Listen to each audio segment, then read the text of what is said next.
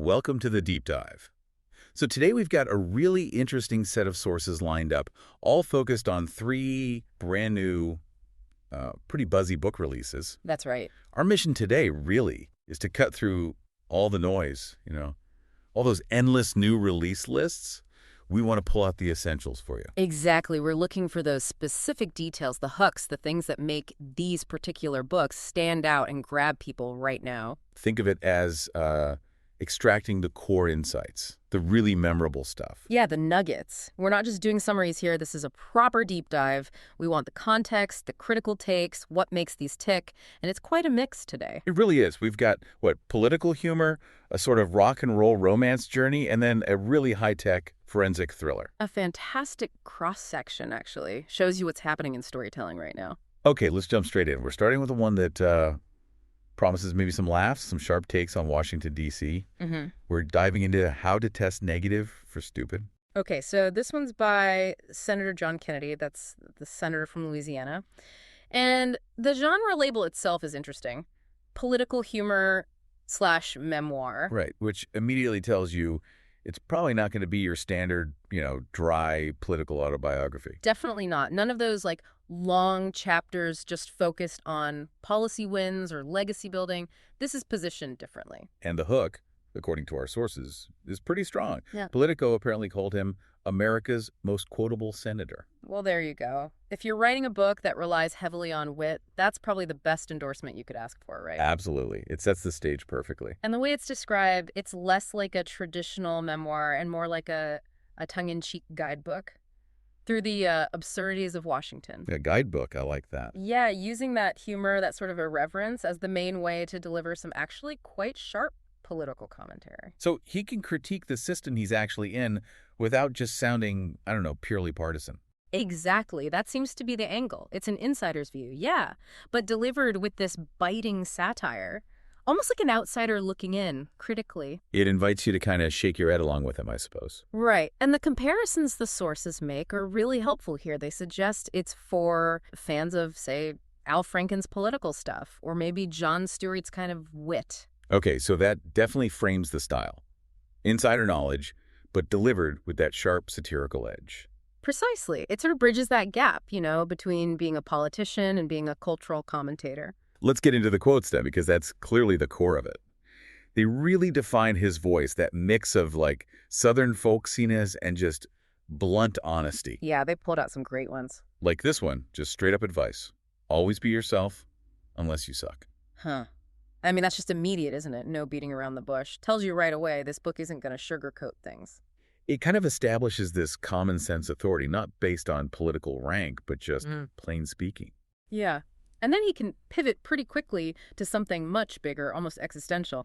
Like this line, "I say this gently. This is why the aliens won't talk to us." Which perfectly captures that feeling you get watching politics sometimes, right?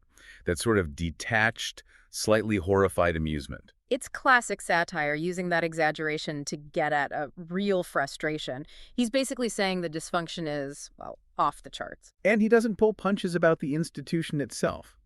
There were a couple of quotes that really hit at his view of government. First, "If you trust government, you obviously failed history class." That's just pure skepticism, framed almost like a joke. It definitely speaks to people who are already maybe a bit cynical or tired of it all. It makes skepticism sound like the historically correct position, doesn't it? It does, and that leads right into what feels like the book's main argument, maybe. I believe that our country was founded by geniuses, but it's being run by idiots. Okay, that's the core tension right there. The ideal versus the messy reality. That's the gap the whole book seems to explore. But I do wonder, when you have an insider using this much relentless humor, is there a danger it, waters down the serious points? That's a fair question. Does the satire undercut the substance? Or is the humor actually necessary today to even get people to listen to the substance? I think the sources suggest it's kind of the latter. The humor is the way in. He can say things, make critiques that, if he said them totally seriously in a standard memoir, might just get dismissed as politics as usual. So the wit makes it more palatable, maybe. Reaches a wider audience. That seems to be the idea. It appeals to people just exhausted by how heavy political talk usually is. And he uses some really vivid language to land those critiques. Like this one about cleaning up D.C. The water in Washington, D.C. won't clear up until you get the pigs out of the creek. That's such a strong image. Yeah. Very Southern idiom, right?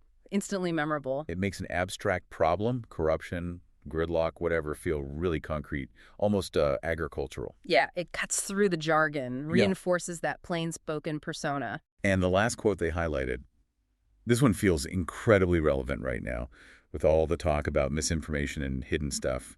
He says, maybe partly joking, maybe not.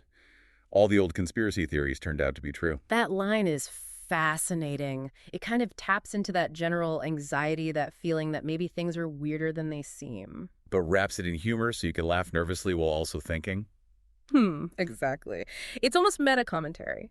If Washington is already absurd, how much crazier can the conspiracies really be? So overall, it sounds like it delivers on the promise. A funny, but still pretty substantive look at politics.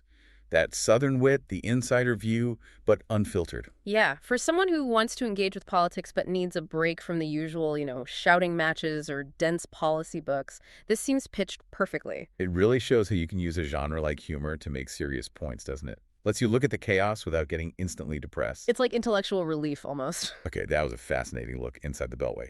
Now, let's shift gears completely, like a full 180 turn. Right. We're leaving Washington behind for a road trip. Cross-country, driven by music, family secrets, a whole different vibe. We're talking about Chasing Stardust. This is Chasing Stardust by Erica Luck-Dean. Genre-wise, it's contemporary romance, but the key thing, the structure, is definitely the road trip. And the premise? Wow.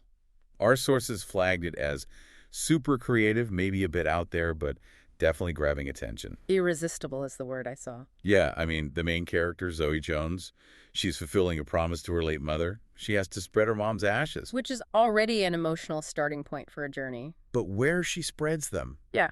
that's the twist. She's following the exact route her eccentric grandmother, Gilo, took back in 1972. During David Bowie's Ziggy Stardust tour. Exactly. So it's not just a road trip. It's like a rock history pilgrimage. And then comes the big family secret, the high concept hook. Right. Gilo apparently always claimed that Zoe's mother was conceived somewhere on that tour. Between Memphis and Malibu, specifically. And that Zoe's grandfather is none other than David Bowie himself. Boom! I mean, talk about raising the stakes. It instantly makes it about more than just Zoe's personal grief. It connects it to rock mythology. It turns this journey of remembrance into like a rock and roll detective story. Is Gilo telling the truth? Is she part rock royalty? It's such a clever way to fuse the personal with the legendary. And the sources really emphasize how this whole setup taps into nostalgia. They bring up two key comparison points to set the tone. Yeah, this is interesting. Almost Famous meets Eleanor and Park. Okay, Almost Famous makes total sense. The 70s vibe, the music, the road, searching for connection within that whole rock scene. Chasing something bigger than yourself through music, definitely. And Eleanor and Park. That's just the romance part, right? Maybe a bit quirky, heartfelt, two outsiders connecting. Yeah, it hints at real emotional depth beneath the, glam rock surface. It promises it's not just about the gimmick. And the music is clearly central. Not just Bowie in general, but specifically the Ziggy Stardust era. They mention the detail of an old Ziggy Stardust 8-track tape. Which is such a perfect little detail, so evocative of the time. It grounds the whole quest in something tangible. It's like a physical link back to her mom and Gilo's adventure. Yep. It makes the Bowie story feel, I don't know, slightly more possible within the world of the book. It's the artifact that proves the journey happened. So Zoe's driving Gilo's old car, an Oldsmobile Cutlass, another nice period touch, and she has her mother's journal. Which you just know is going to be full of secrets and revelations, right? The sources call them glittering revelations. That's where the real emotional journey probably lies. Yeah. Okay, so standard road trip trope. The car breaks down. Naturally. Has to happen. Outside Nashville, apparently. And this is where she meets the love interest, Dash Hammond. Right. And he's not just some random guy she meets at a diner. The sources make a point about their situations being parallel. Well, he's a college grad, but he's also running away from something, family expectations, a future someone else planned for him. Ah, okay. So while Zoe is chasing her family's wild past, he's trying to escape his family's predictable future. They're both on these journeys of self-discovery, just headed in sort of opposite directions, relationally speaking. That parallel structure sounds really strong. Makes their connection feel more meaningful than just, meet cute at a diner. It's rooted in something deeper. A shared need to define themselves, maybe? But let's push back a bit. That Bowie grandfather plot, it's so high concept. Does it risk overshadowing Zoe's actual grief, her own story? It's definitely a risk. The glitter could distract from the heart, potentially. How does the author handle that balance? Well, the sources seem to suggest the Bowie angle is more the engine that gets her on the road, the catalyst. The real substance comes from what she finds in that journal. Learning about her mom as a real person, not just mom. Exactly. And Zoe finding her own way, her own heart of a rebel, as the notes put it. The Bowie thing draws you in, but the emotional core keeps you reading. So the journey becomes less about proving the rock god lineage and more about embracing that rebellious spirit herself. Yeah, using that whole vibrant 70s rock backdrop to explore pretty timeless themes. Identity, family legacy, breaking free. Sounds like a really appealing blend for readers who like romance but want something more layered, with history and music and real stakes. Totally. It takes something potentially heavy, dealing with grief, spreading ashes, and makes it feel adventurous, hopeful, even glamorous. Chasing Stardust. The title works on multiple levels. Okay, from political satire to glam rock romance. Now for our final shift, we're going somewhere much darker, much sharper. Into the world of forensic science and murder. We are diving into Patricia Cornwell's latest, Sharp Force. Right. The new one from the #1 bestseller. It's a crime thriller, and importantly, it's another Dr. K. Scarpetta novel. And Cornwell's name is just huge in this field. The sources basically credit her with inventing the modern forensic thriller genre way back when. She really did set the template. Yeah. And Sharp Force apparently shows she's still finding ways to make it feel fresh and, frankly, terrifyingly relevant. And the timing is interesting too, isn't it? There's an external factor. Yeah, the sources mention the Scarpetta TV series that's in the works, starring Nicole Kidman and Jamie Lee Curtis. Wow, big names. Huge. So this book release is perfectly timed for people maybe discovering Scarpetta through that news, or for longtime fans wanting to dive back in before the show hits. It's a smart publishing move. Okay, let's talk about the crime itself, because the villain here sounds uniquely disturbing. Nicknamed the Phantom Slasher. Chilling name to start with. And this killer has apparently been active in Northern Virginia for a while. But the latest strike, the one that kicks off the book's main action, happens when? Early hours of Christmas morning. Again, that contrast holiday piece, shattered by extreme violence. It's immediately unsettling. But the method. This is where it gets really high-tech and creepy. It's not just breaking and entering. No, the killer uses, and this is the quote, sophisticated technology.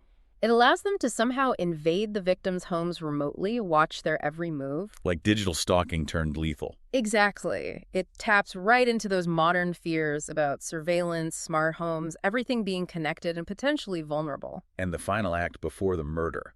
This is genuinely nightmarish. Yeah, victims wake up not to a person standing there, but to a ghost-like hologram. A hologram? Wow. A hologram of the killer, presumably, appearing right there in their bedroom just before they're attacked.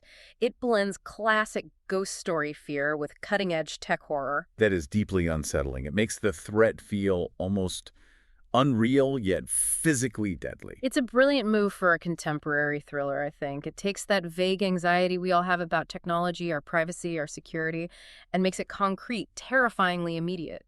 The killer isn't just a person. They're like a glitch in your safe space. And the setting adds another layer, doesn't it? Part of the action takes place on Mercy Island.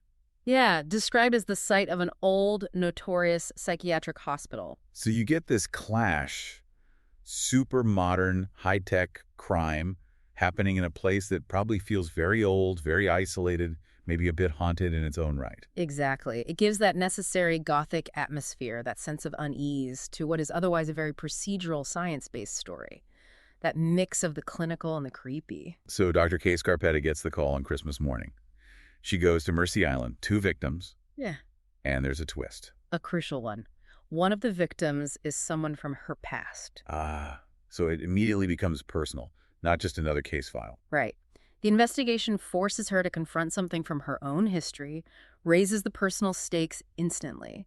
The killer isn't just random anymore. They've breached her world. And then comes the realization, the big hook emphasized in the sources. That Scarpetta herself could be next. She goes from the brilliant, objective medical examiner to a potential target. Which is exactly what you need in a long-running series like this, right? To keep the tension high, you have to put your main character in genuine peril. And this threat feels particularly insidious because it's technological.